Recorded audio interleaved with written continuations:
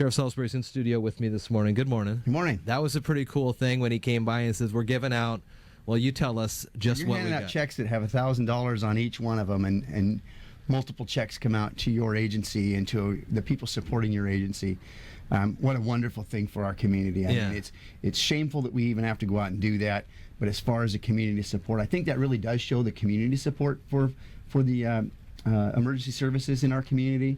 And when our budgets all get cut short and things like that by some people, and other people come out and hand us money, and we can't depend on that. No. That's the one thing that I think has happened around here is it's become, well, Sheriff, if you can get this kind of money, go get it. But people like Don Miner and the Lions Club and all those that participated from the community to raise that kind of money, and it goes exactly right back to saving somebody's life. And so we so much appreciate that. And of course, Don is jovial and has a huge heart and does it in such a wonderful way. And I want to thank the entire Lions Club and all the people at Alderbrook for sponsoring that event out there, and of course you guys for broadcasting and jumping with us. Yeah, it was fun. Helping raise that money, because it makes a wonderful thing for us, for our chaplains and dive team, our emergency response teams. It's wonderful stuff. When I was on here Friday morning and going through the show like normal, I was on the Twitter kind of watching along, and every so often I'd see a little pop-up, and it would be you, or it would be someone speaking at your breakfast. Talk to me about how this was.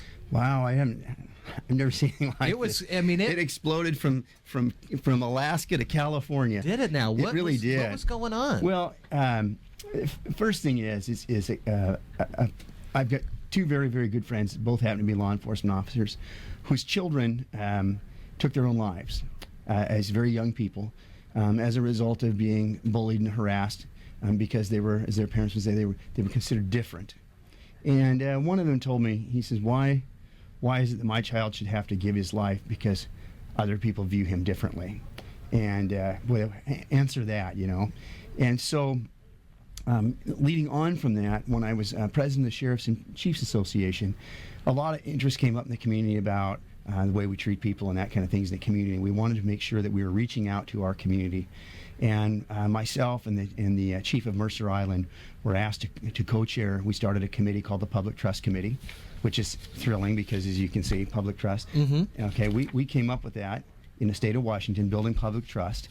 And the state sheriffs and police chiefs liked it so well, Ed's work on that we adopted as model policy for the state of Washington for law enforcement to say these are the areas that if you're not doing this, that you should be reaching out to your community in all these areas. And so I formed that committee and had some people on it, and little did I know that when I stepped down as president of the association, I was asked to co-chair that committee because of the work that we do in Mason County to reach out to maybe a lot more than some people do. We do a lot of work in the community. I was asked to co-chair that, and there were some reasons behind that. They wanted somebody from what they considered a very poor community, and a community that's kind of not as progressive as other areas, and they wanted a county sheriff. And so when they looked at socioeconomics, they chose me. And when they wanted to look at the other end of the spectrum, they chose the chief of Mercer Island. Sure, I could see that. So you can see there's a little bit of span there. And they said, one goes in and begs for budget, and the other one has pretty solid everything. So we took that project on, brought it to the Association of Sheriffs and Police Chiefs, and last spring, the chiefs and sheriffs of the state of Washington adopted that as part of the Washington Association of Sheriffs and Police Chiefs model policy. And I credit Chief Ed Holm from Mercer Island, did a beautiful job authoring that. And so those areas we brought in, and each sheriff was asked, at least in their county, that was the easiest way to do it with 39 of us, was to kind of make sure that, or make it possible for people to try to reach out in each one of those different areas in their community, each one of their police chiefs, and because we only have one here, which makes it easy, but to reach out in those areas in your community and provide that kind of training, and to try to reach into those communities and make sure that we're representing everyone in our community. So the training that I put on was really, I coined at the beginning, it's about dignity and respect. That's what the training was about. And so I traveled to Seattle a couple weeks ago and attended a training in Seattle where you want to reach a wide variety, a diverse group of people. I sat through that training, and then I invited a number of those trainers down to Mason County, and we had titled it Law Enforcement and Community Relations Breakfast. The unfortunate part about it to me is that one section of it, a 15-minute part of a 4-hour training, was the one that got focused on. Okay. It's not that it's bad. It was an excellent piece. It's just that it was a wide variety of ranging things, and people tend to gravitate towards something they usually know least about or most unfamiliar with. So we had the Department of Justice. I had a friend of mine. His first name is Knight. His last name is Soar. Knight is with the United States Department of Justice. Knight talked about a piece on community relations. I had Captain John Hayes from the Seattle Police Department. He's one of the people that reaches out to particular parts of the community in Seattle. Captain Hayes did a beautiful presentation for us on knowing your community. Officer Jim Ritter is the public outreach officer representing the entire city of Seattle that organizes all these things. Officer Jim Ritter talked about the history of law enforcement relations with the community, understanding community and police relations, and working with the media, and how the media has changed from a few years ago Sure. to the information we have now, just as you saw. And then we had Understanding Hate Crimes, Detective Waring from Seattle PD that handles the hate crimes. And then we had Rex Caldwell, training officer for the city of Seattle, former chief of, I think Rex was at Tukwila, retired. And Rex talked about his son, when the circumstance where his son had took his own life. And then we had a section on transgender dynamics, the new era, and that was Officer Jamie Deere from the King County Sheriff's Office. Corporal Jamie Deere from the King County Sheriff's Office came down and discussed his circumstances and how his life changed from the time he was a child, and that's what exploded all over the internet. Unfortunately, I think some other things were missed by focusing on one section, but it was important. And so what I was thrilled with is we worked for over a year, and I only have the cover of it, but last month in the National Sheriff's Association magazine, remember we titled ours Building Public Trust. Yeah. National Sheriff's Association magazine for the United States says Building Public Trust, and the article in there features one of our sheriffs from the state of Washington, Wow. Sheriff Paul Pastor. And so I feel like we must be moving in the right direction. Yeah, if it's on the something's national going cover on. of the Sheriff's magazine. So we were just a little ahead of everybody else. That's great. One of the things, too, about building public trust, and I want to talk to you a little bit about the current, you don't have to get necessarily political on this, and probably better to not, but there is an increased awareness for folks of the legal status all throughout the country. We're hearing some reports of stuff happening in Washington with people maybe under these DACA programs or whatnot. What's going on with that? Have you heard from ICE, Immigration Customs Enforcements? Are they out in the area? Are you involved in this anyhow, or what's the story here in Mason County? That's a great question. It's a great question because we talked a little bit about that as well. And I will tell you that when I was in Seattle, interesting story. I'm in Seattle. Here I am, a sheriff from out in a very rural county in downtown Seattle, which is way out of my league. Yeah. Very diverse community.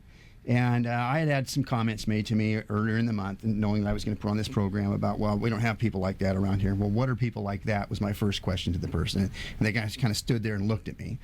And then I go to this piece in Seattle. And right after the meeting is over in Seattle, remember, I'm just one of a load of people up there. A fellow walks up to me and says, "Thank you for not hating me." And I'm thinking to myself, I said, "Well, why would I hate you?" And he says, "Well, I guess just by being here tonight and talking about these issues, it tells me that you're a law enforcement officer that's open-minded and doesn't hate people."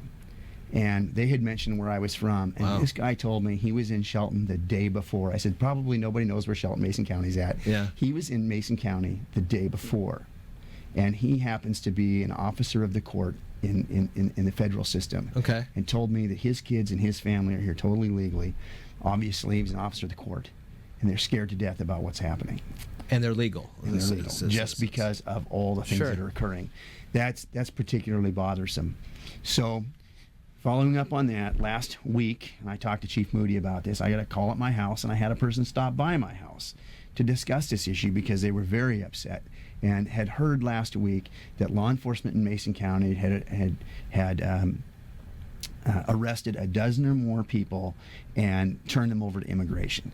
And that simply was not true. Whoever's talked about this, and I think Chief Moody and I will be on Wednesday or Thursday this Okay. week to talk about it as well.